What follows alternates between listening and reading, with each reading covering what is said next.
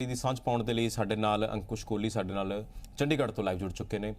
ਅੰਕੁਸ਼, ਜਿੱਥੇ ਸਾਬਕਾ ਕੈਬਨਿਟ ਮੰਤਰੀ ਸਾਧੂ ਸਿੰਘ ਧਰਮਸੋਤ ਹੋਰਾਂ ਦੀ ਜਿਹੜੀ ਮੁਸ਼ਕਲਾਂ ਨੇ ਉਹ ਦਿਨ ਪ੍ਰਤੀ ਦਿਨ ਵਧਦੀ ਹੋਈ ਨਜ਼ਰ ਆ ਰਹੀਆਂ ਨੇ।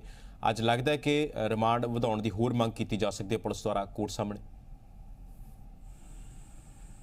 बिल्कुल जिस तरह विजिलेंस ने पहला 3 दिन का रिमांड मंगया सीगा उस वेले भी जिहड़ा हैगा साधू सिंह धर्मसोत दे जिहड़े वकील सी उन्होंने कहा सीगा जिहड़ा विजिलेंस कह रहा है कि इन्हां दे खात्यां दी जांच करनी हैगी है, बैंक खात्यां दी जांच करनी है, इस तो इलावा जिहड़ा होर प्रॉपर्टी दी जांच करनी है। वो कहंदे सी कि आपां 5 वार इलैक्शन साधू सिंह धर्मसोत लड़ चुके हैगे आ, उस वेले सारा ब्यौरा देना पैंदा है। लेकिन उस वेले विजिलेंस ने एक फैक्ट रखिया सीगा, एक अपना लॉजिक रखिया सीगा कि जिहड़े होर नाल फड़े ने दो इन्हां दे साथी कमलजीत सिंह ते दूसरा चमकौर सिंह कि उन्हां तो आमने सामने बिठा के पुछगिछ करनी है। हुण उन्हां तिन्नां दी जिहड़ी पुछगिछ की गई है हुण 3 दिन तीसरा दिन रिमांड का खत्म हो रहा है तो की पुछगिछ जिहड़ा है विजिलेंस सारा वो चीज़ा उगलवा सकी है जो चाहती सी। ये वेखना होगा अगर होर उन्होंने लग्या विजिलेंस नूं कि होर भी हजे जिहड़ा हैगा कुछ चीज़ों का आना सामने हैगा तो फिर मोहाली कोर्ट तो रिमांड किते ना किते अज मंग सकते हैं तो अज उन्होंने पेश किया जाएगा। तो गल की जाए संगत सिंह गिल दियां उन्होंने भी जिहड़ा है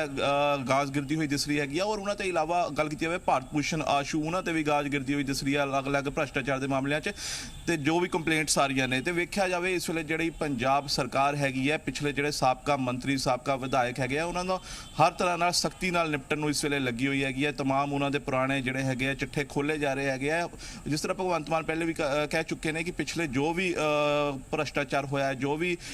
होया तमाम विभागां च उन्हां हर एक चीज़ की जिहड़ी है प्रॉपर इंक्वायरी की जाएगी तो उही इंक्वायरियां जद हो रही ने तो तमाम मामले सामने आ रहे हैं। हालांकि विपक्षी धिर इस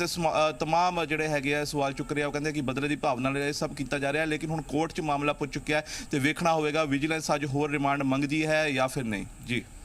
कोहली, इस दे नाल एक होर जिहड़ी जानकारी सामने आ रही है कि जिहड़ा एक पत्रकार सी जिहड़ा कमलजीत नाम का एक शख्स सी वो विचोली का काम करता सी, वो किते ना किते इस नैक्सस दे विच अगे तो अगे कड़ियां नाल जुड़दा होया देखिया जा रहा है। उस तो पुछगिछ दे दौरान कोई सूत्रा दे हवाले तो तुहाडे कोल कोई खबर आई होवे ना इस दे नाल ही जेकर गल कीती जावे कि ये भी गल निकल के सामने आ रही है कि इस पूरे नैक्सस दे नाल जिहड़े जिहड़े भी अधिकारी जुड़े हुए सन उन्हां दे फिलहाल जिहड़े नंबर ने वो स्विच ऑफ आ रहे ने ते ओह लगातार छुट्टी ते चल रहे हैं। कोई इदां दी कोई जानकारी या कोई इदां दी सूत्रों के वाले तो खबर सामने आई कोई?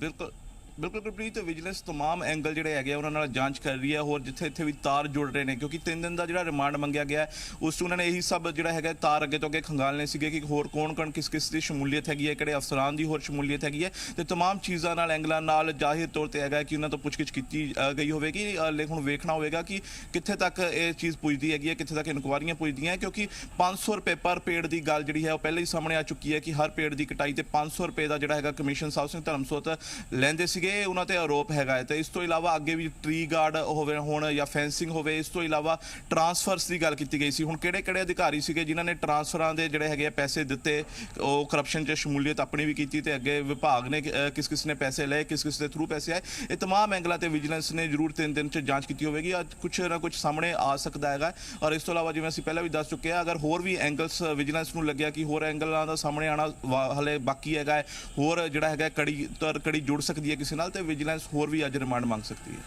अंकुश, भावें कमलजीत की गल की जाए जिहड़ा विचोली का काम करता सी या फिर DFO की गलबात की जाए तो एक डायरी का भी खास तौर पर इस पूरे मामले के जिक्र किया जा रहा है। होर कई जिहड़े मामले ने या फिर इस पूरे संबंधित इस मामले के होर कई मामलों के नाल भी इसनूं जोड़ के देखा जा सकता है या फिर कई नाम भी होर सामने आ सकते हैं या फिर ये भी गल निकल के सामने पिछले 1-2 दिनों के 3 करोड़ रुपए की गल है जिहड़ी वो क्लीयर हो चुकी है कि उसका घपला किया गया।